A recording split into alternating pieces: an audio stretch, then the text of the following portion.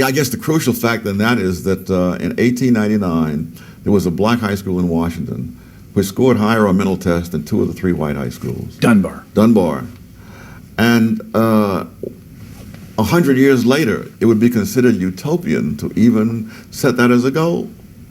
And the question is, how did this happen? Why did it happen? And why is there so little interest in it? And the latter especially just is very troubling, because I first began writing about Dunbar 30-some years ago because people were saying how terrible the education of black kids was. And the question is, well, what can we do? And the answer, I said, well, black kids have already been educated successfully. We don't have to speculate and come up with esoteric theories and so on.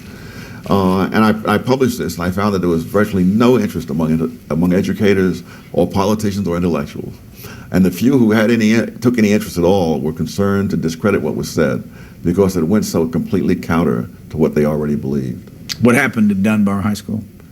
It was destroyed almost overnight academically by a reorganization of the school system. What, in your opinion, what has to be done in the black schools or among black students in order to bring them up? One, you get rid of the things that are dragging them down. You stop saying that speaking black English, is just as valid and all that kind of stuff. It maybe is just as valid to linguists and so forth, but the fact is, if you talk that way, you're not likely to get into med school, you're not likely to do very much in your life.